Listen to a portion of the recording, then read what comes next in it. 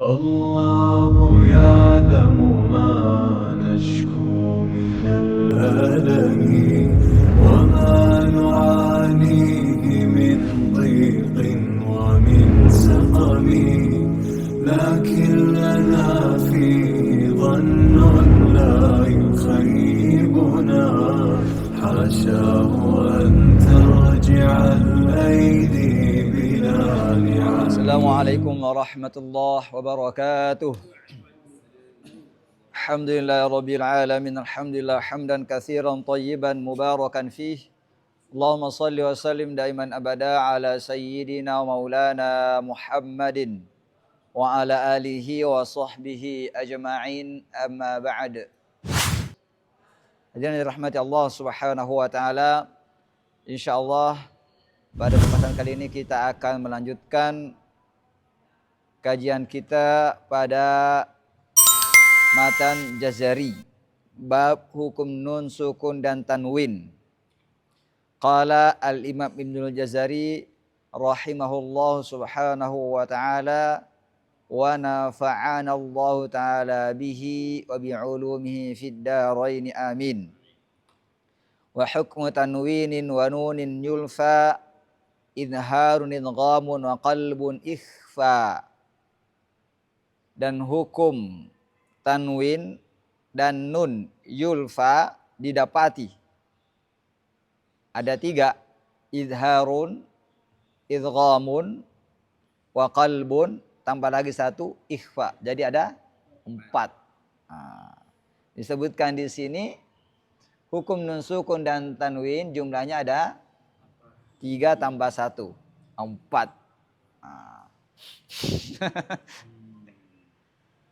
Betul kan? Baik, yaitu apa? Idhar, idgham, iqlab dan ikhfa. Tapi sebelum kita uraikan satu persatu, terlebih dahulu kita akan membahas persamaan nun sukun dan tanwin dan perbedaannya. Adapun persamaannya adalah memiliki nun sukun, tanwin di akhirnya nun sukun. An, itu kan nun sukun kan? Sama-sama ada nun sukunnya. Tapi perbedaannya berikut ini. Ada 5 perbedaan antara nun sukun dan tanwin. Yang pertama, nun sukun berada pada pertengahan kata dan akhir kata. Tengah dan akhir. Kuntum itu tengah, man itu akhir. Kalau tanwin tidak ada di tengah kata, adanya di akhir. Contohnya apa? Sami'un. Kemudian yang kedua, perbedaannya nun sukun terdapat pada isim, fiil dan huruf. Contohnya isim ad-dunya. Contohnya fiil yanhauna. Contohnya huruf min atau man. Kemudian tanwin hanya terdapat pada isim. Contohnya alimun. Tidak ada tanwin masuk pada fiil. Dikecualikan, ada yang dikecualikan. Dari huruf apa itu? Idan. Innaka idzal laminal zalimin. Dan dari fi'il waliyakunan surah Yusuf ayat 32 dan lanasfa'an surah Al-Alaq ayat 15. Ini kan tadi kita bilang enggak ada tanwin masuk pada fi'il atau kata kerja. Kok ini ada? Ini kan kata kerja. Kok bisa begitu? Ini tanwin yang ada dalam fi'il ini perubahan daripada nun taukid. Nun taukid asalnya apa itu? Waliyakunan. Waliyakunan.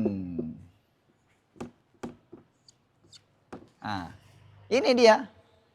Nah, jadi ini nunnya merupakan nun taukid. Nah, dirubah menjadi tanwin. Nah, waliyakunan. Sama lanas fa an.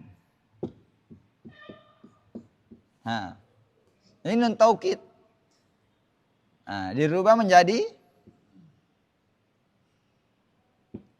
lanas fa'an. Nah, jadi ini bukan asalnya tanwin, tapi asalnya nun taukid. Nun taukid yang ada dalam fi'il ini dirubah menjadi tanwin dalam kondisi dua kata ini doang dalam Al-Quran. Nah, waliyakunan dan lanasfa'an. Kemudian yang ketiga, itu kenapa ke situ? Anaknya ibu kenapa ke sono? Oh, kamar mandi. Ah, baik. Yang ketiga, terwujud pada nun sukun terwujud pada wasol dan waqaf. Man kalau kita baca dalam keadaan kondisi wasol, man amana. Kalau kita berhenti tetap man. Enggak ada bedanya. Jadi ada terbaca dalam kondisi wasol dan waqaf. Menyambung bacaan atau memberhentikan bacaan. Sedangkan tanwin hanya terwujud pada wasol ketika bacaan disambung dengan kata setelahnya. Contohnya apa nih? Kata khairan. Kalau kita berwaqaf, maka tanwinnya dihilang. Menjadi apa? Khaira. Enggak ada kan? Enggak terwujud dalam kondisi waqaf. Hasanatan. Kalau kita waqaf, bukan cuma tanwinnya enggak ada, haknya juga berubah. Hasanah. Baik. Kemudian yang keempat, perbedaannya nun sukun terwujud pada tulisan dan pengucapan. Kalau kita bilang man, ada tertulis dan ada terbaca. Sedangkan tanwin hanya terwujud pengucapan dan tidak terwujud dalam bentuk tulisan. Contohnya apa? Khairun.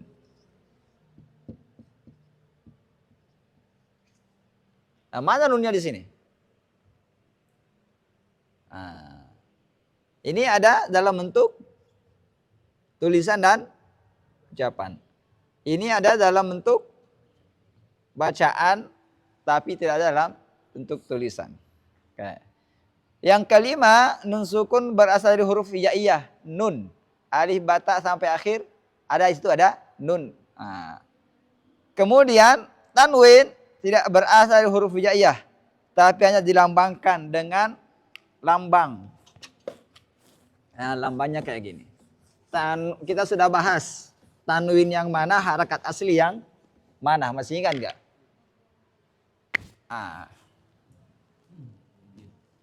Umpamakan ini huruf, tanwinnya mana? Ini yang di atas ya. Umpamakan ini huruf, tanwinnya yang mana? Ini, baik. Umpamakan ini huruf, tanwinnya yang mana? Ini. Udah ingat? Berarti tanwin ini apa namanya? Ia hanya dilambangkan dan tidak berasal dari huruf hijaiyah. Baik. Udah? Nah, sekarang kita masuki baitnya. 66. Fa'inda harfil halqi awhir. Dan bacalah jelas atau idhar tanwin dan sukun ketika bertemu huruf halqa. Jadi bait ini atau penggalan bait ini menjelaskan kepada kita hukum pertama daripada hukum nun sukun dan tanwin yaitu ketika ia bertemu dengan huruf-huruf halqa, dinamakan idhar halqa. Nah, secara bahasa adalah idhar artinya jelas. Dan secara istilah ulama tajwid adalah mengucapkan nun sukun atau tanwin dengan jelas tanpa disertai dengan gunnah yang sempurna ketika bertemu salah satu huruf halqiyah. Nah, disebutkan di sini dengungnya ada cuma tidak sempurna. Jadi kita tidak boleh mengatakan idhar halqi tidak berdengung. Tapi dengungnya ada cuma tidak sempurna.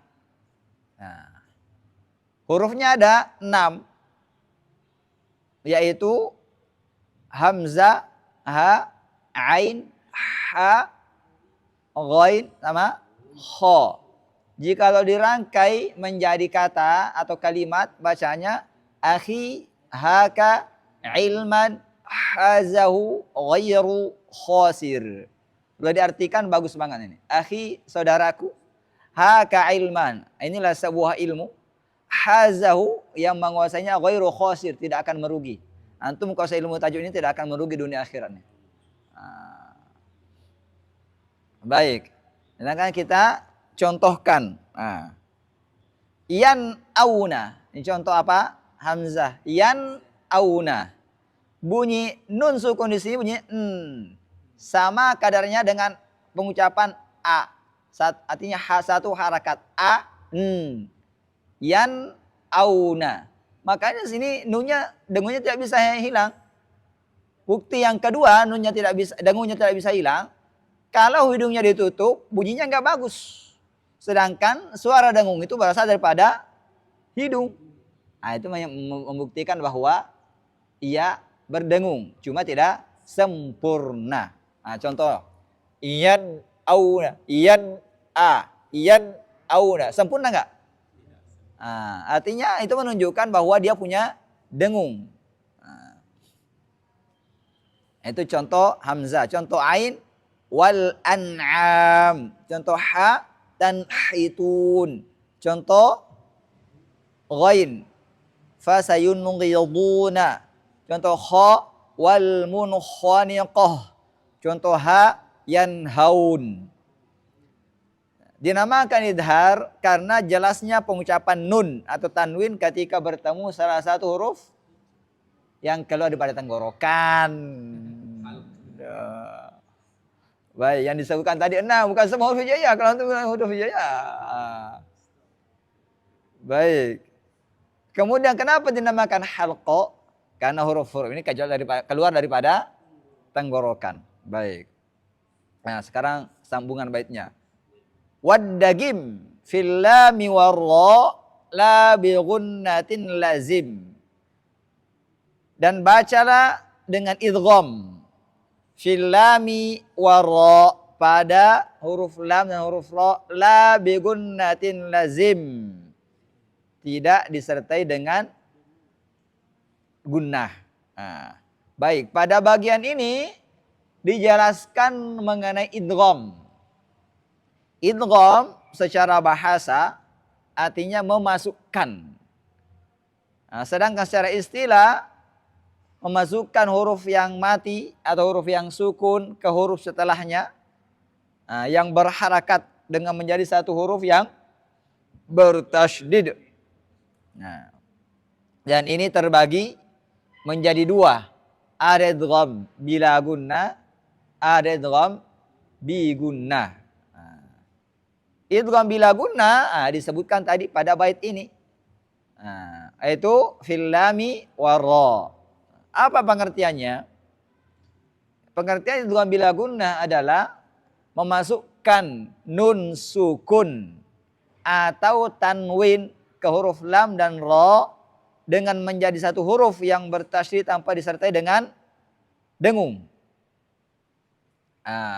Hurufnya ada 2. Apa itu tadi disebutkan? Huruf lam dan ra. Lari. Lari. Baik. Contohnya apa? La illam yantah. Apalagi Raufur Rahim. Nah, ini saya contohkan benar-benar tidak ada dengungnya. Karena walaupun makhraj dengung ditutup yaitu hidung, pengucapannya tetap sempurna, elok dan cantik. Contoh. La illa, la illa, la illa. Nah. Sempurna kan? Nah. Wailul lil mu. Mu ada dengungnya karena dia mim. Nah. Wailul li, wailul li. Ini sempurna kan? Nah, itu artinya benar-benar tidak ada dengungnya sama sekali. Nah. Apalagi contoh ra. Raufur Rahim. Di sini mim ada rahim, ada mimnya. Tapi saya baca sampai rohnya saja ya, untuk membuktikan saja. Raufur Ra, Raufur Ra. Ini sempurna pengucapannya, elok, jernih. Nah, walaupun makhraj dengung ditutup. Mengapa? Ini membuktikan bahwa itu tidak ada dengungnya sama sekali. Maka disebut dengan sesuai namanya, bila gunna, tanpa dengung. Nah, baik. Nah, kemudian wa adghiman bi gunnatin fi yuminu illa bi kilmatin kadunya anwanu. Dan idghamkanlah disertai dengan dengung. Nah, ketika bertemu dengan huruf yuminu, ya, waw, mim dan nun.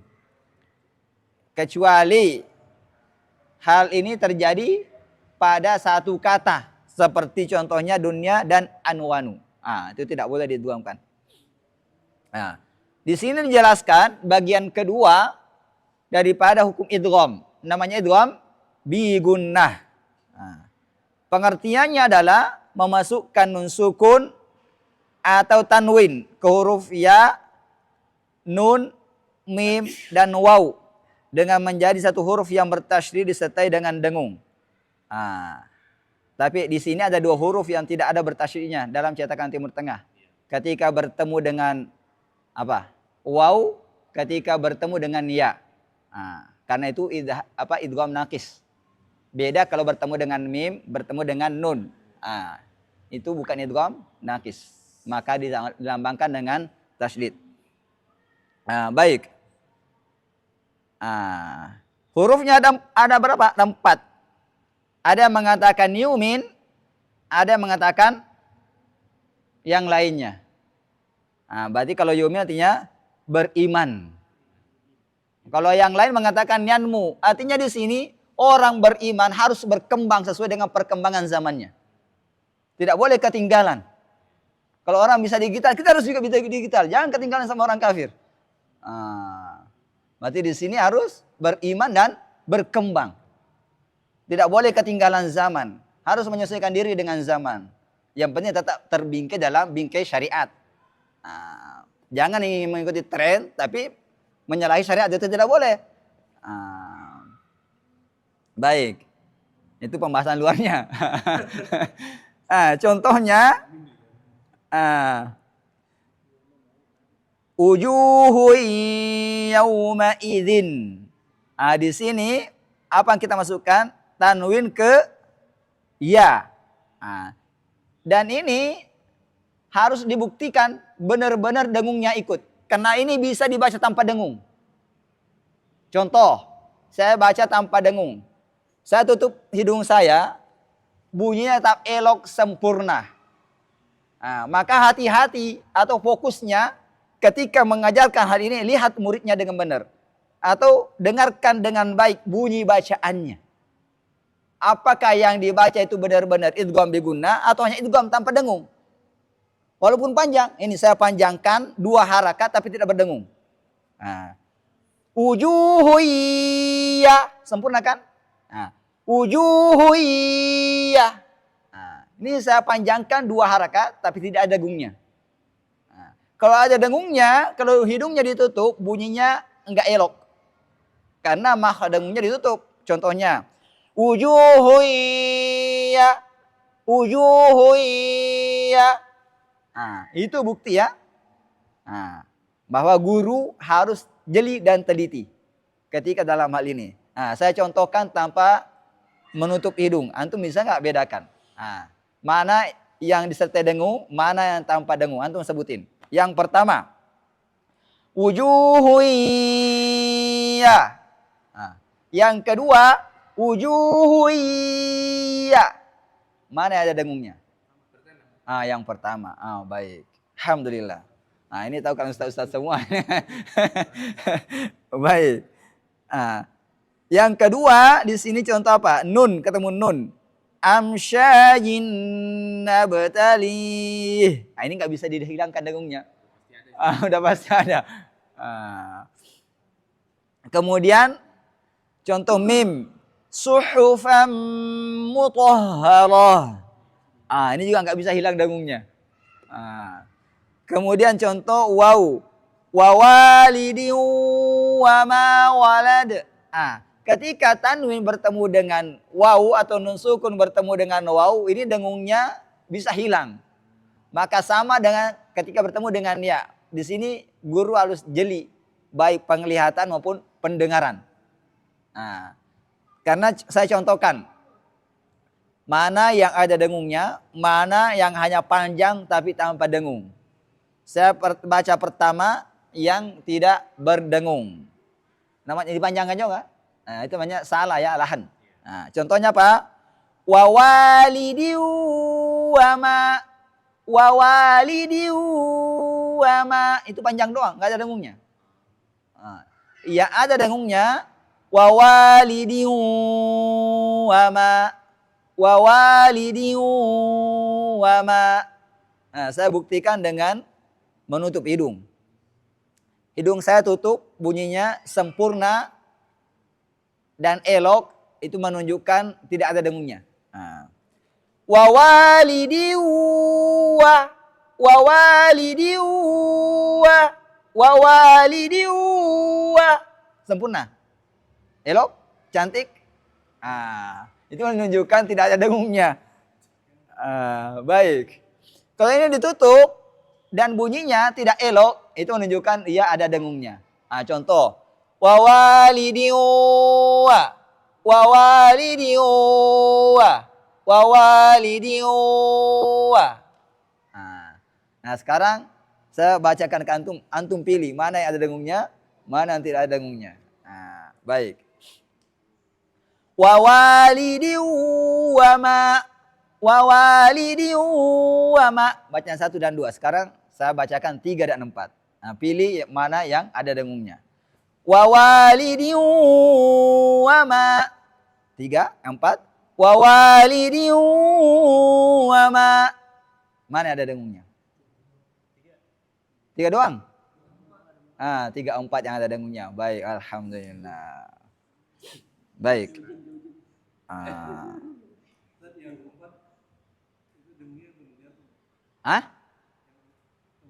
Kenapa?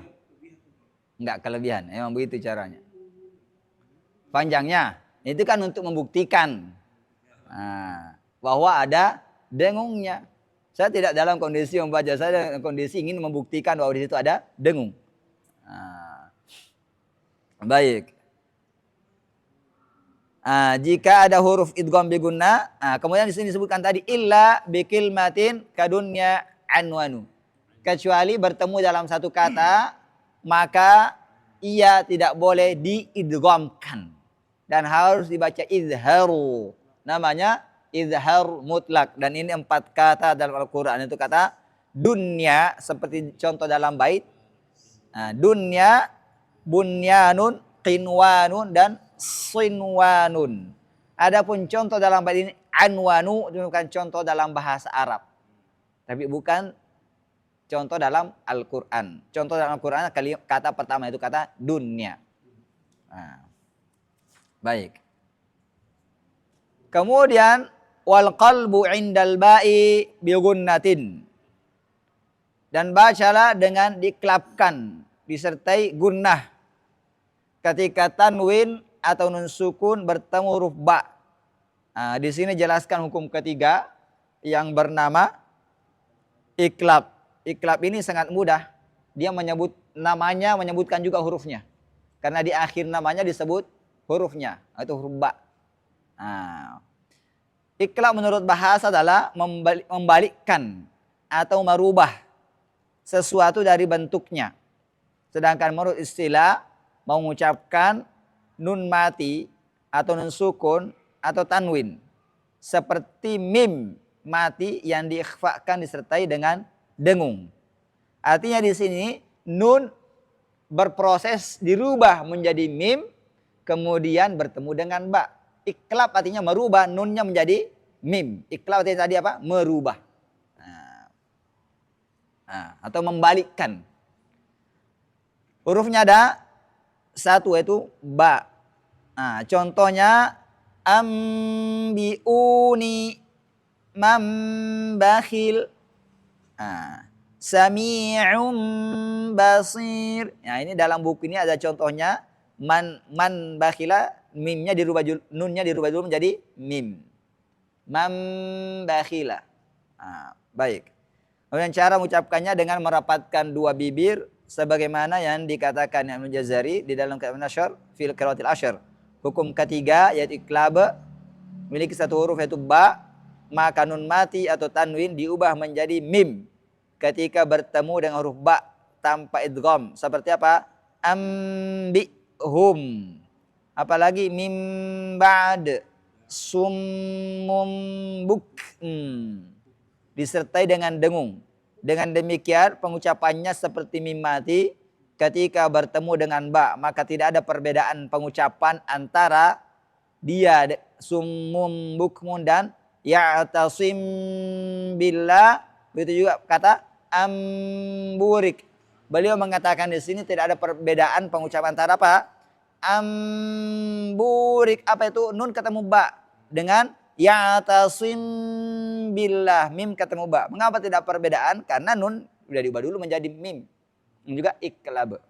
Artinya di sini disebutkan, dipahami tidak ada perbedaan pengucapan. Ketika menyebutkan ikhfa bibirnya merapat sama dengan iqlab. Baik.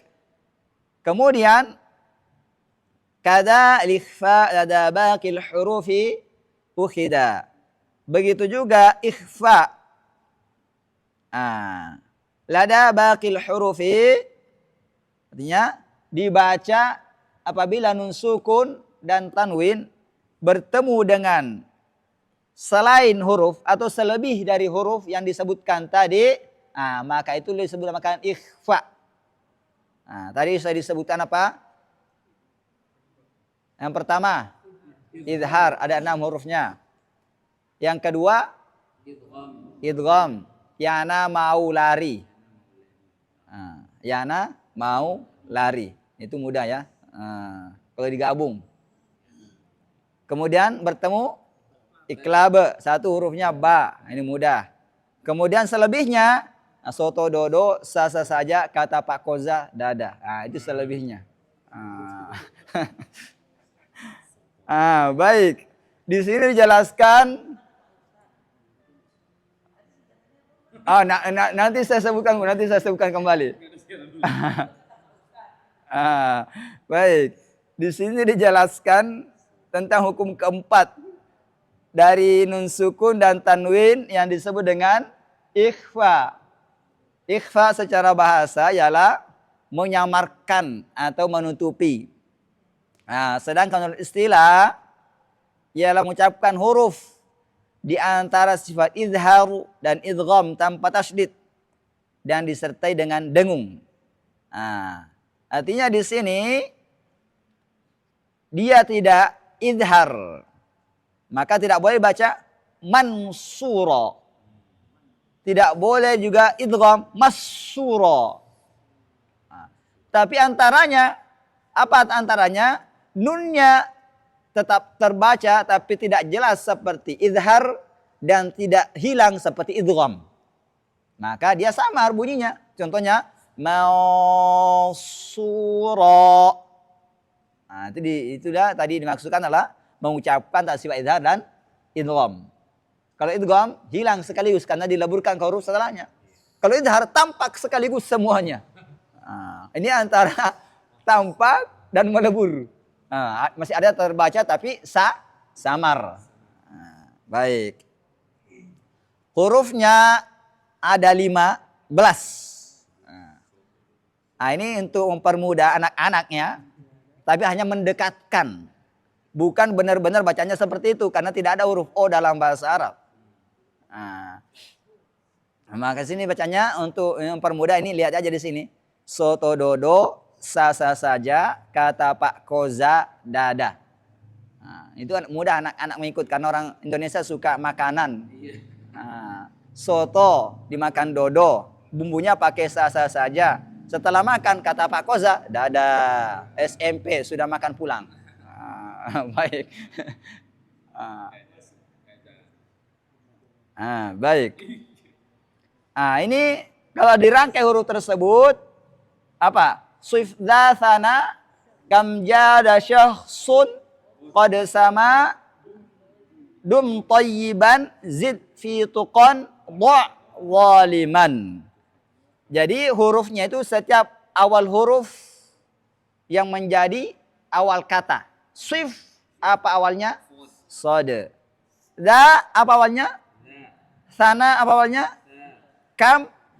Begitu seterusnya. Baik. Tapi ini bukan hanya sekedar rumusan-rumusan. Ini memiliki makna. Swif bisa bermakna sifatkanlah atau bersifatlah.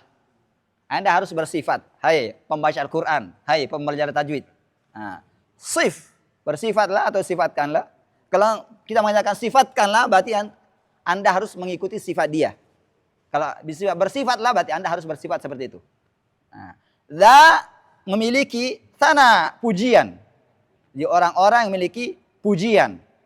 Dan orang yang terbagus memiliki pujian adalah Nabi kita Sayyidina Muhammad sallallahu alaihi wasallam. Contoh dalam kehidupan kita sehari-hari. Itu contoh yang terbaik, jangan contoh artis yang tidak jelas. Karena ada orang suka mencontoh bentuk-bentuk artis kan gitu. Ini yang kita contoh yang terbaik, manusia yang terbaik. Kam jada syakhsun, kam artinya berapa, jada artinya bagus. Syakhsun, orang. Di berapa banyak orang yang bagus. Apa yang dia dapat? Qad sama dum tayyiban. Sungguh telah melangit, memiliki kedudukan yang bagus, sama melangit atau memiliki kedudukan yang bagus.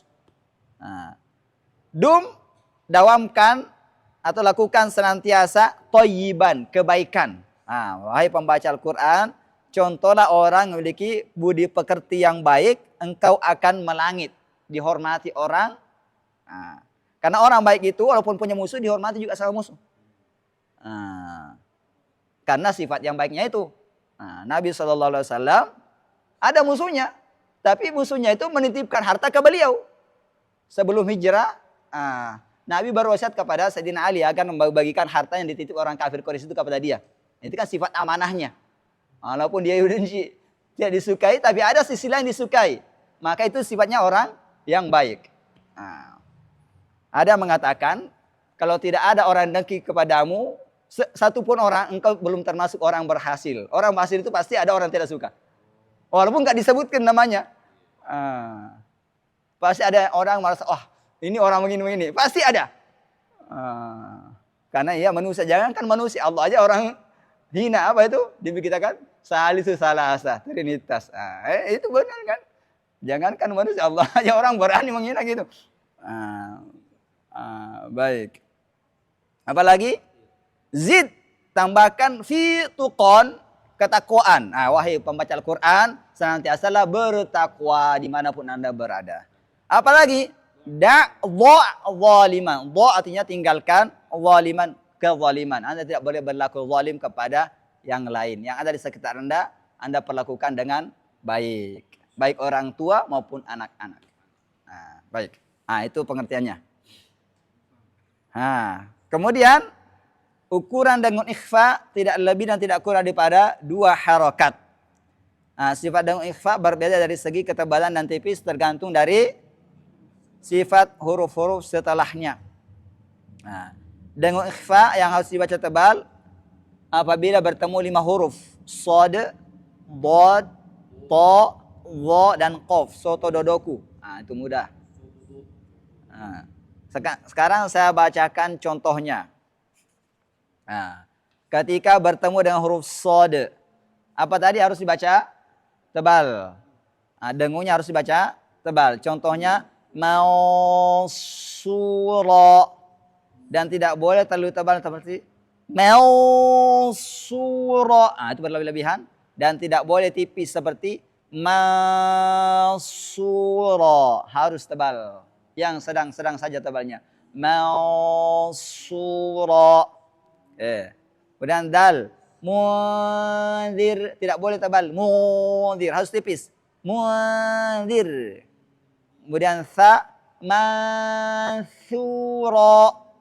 Tidak boleh tebal. Mansura. Harus tipis. Kemudian kaf. Yakusun. Tidak boleh tebal. Yakusun. Harus tipis. Yakusun. Kemudian jim. Ajainakum. Tidak boleh tebal. Dia harus tipis. Ajainakum. Shin. Mansyura. Mansyura. Tidak boleh tebal. Mansyura. Harus tipis. Mansyura. Kemudian qaf. Harus tebal dan tidak boleh tipis. Dan tidak boleh terlalu tebal. Berlebihan. Contohnya. Yanqalibun. Tidak boleh tipis. Yanqalibun. Tidak boleh terlalu berlebihan tebalnya. Contohnya. Yanqalibun. Baik. Sedangkan sin. Tidak boleh tebal dan harus tipis. Nasakh. Kemudian dal. Tipis juga. Tidak boleh tebal. Andada. Kemudian tod. Ta'un. Ta'un. Ta ini harus dibaca tebal dengungnya. Tidak boleh tipis dan tidak boleh terlalu berlebihan tebalnya. Contohnya yatiqun. Tidak boleh tipis. Yatiqun. Dan tidak boleh terlalu berlebihan dengung ketebalannya. Yatiqun. Baik.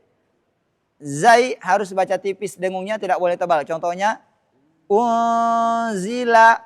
Fa tidak boleh tebal. Harus dibaca tipis dengungnya. Fafiru. Kemudian ta tidak boleh tebal. Harus dibaca tipis dengungnya. Muntahun. Apa tadi tak harus dibaca? Tipis. Dengungnya tidak boleh baca tebal. Kemudian bod. Harus dibaca tebal dengungnya. Tidak boleh tipis. Dan dengungnya tidak boleh terlalu berlebihan ketebalannya. Contohnya yang harusnya dibaca. Mawdud. Tidak boleh. Mawdud. Tidak boleh terlalu berlebihan. Mawdud. Baik. Dan yang terakhir, wa. Wa harus dibaca tebal dengungnya. Tidak boleh tipis dan tidak boleh terlalu tebal. Contoh yang boleh. Yunzarun. Tidak boleh. Yunzarun. Tidak boleh terlalu tebal. Yunzarun. Baik. Ini ketebalan dengung ikhfa itu disebutkan oleh Syekh Ibrahim Ali-Syahata As-Samannudi dalam kitabnya La'ali'il Bayan. Wa tattabi'ul alifu ma qablaha wal 'aksu fil gunnati ulif. Dan huruf alif itu mengikuti sifat huruf sebelumnya. Apabila sebelumnya isti'la maka alifnya tebal. Contohnya qala. Apabila sebelumnya tipis, lebih tipis. Contohnya sa'ala sa'il. Wal aksu dan kebalikan daripada alif fil gunnati ulif diketahui pada dengung. Artinya dengung itu mengikuti sifat huruf setelahnya. Apabila setelahnya huruf sifatnya isti'la atau itbaq, maka dengungnya harus tebal. Contohnya tadi sudah kita contohkan ya. Kemudian berikutnya berkata siapa? Syekh Utsman bin Sulaiman Murad pada kitabnya As-Salsabil Syafi wa fahimil gunnata intalaha huruful isti'la'i la siwaha. Artinya dan tebalkanlah dengung intalaha jikalau berada setelahnya huruful isti'la'i, huruf isti'la la siwaha, tidak selainnya. Baik. Kemudian gambaran keadaan mulut saat mengucapkan ikhfa. Yang pertama, mulut dalam kondisi bersiap-siap ke makhraj huruf berikutnya. Nah, yang kedua, diiringi dengan dengung yang sempurna dari hidung. Nah, kemudian yang ketiga, diiringi sedikit suara dari mulut disebabkan tidak merapatnya makhraj nun. Makhraj bagian lidah. Maka nunnya ke sini. Contohnya huruf apa? Huruf sa. Mansura. Tidak boleh mansura. Maka tadi apa? Diiringi sedikit suara dari mulut disebabkan tidak merapatnya makhraj nun, itu makhraj bagian lidah. Kecuali pada huruf qaf dan huruf kaf. Karena kedua bagian makhraj merapat sempurna pada di belakang nih. Maka bacanya min qabl. Min qabl. Minkum.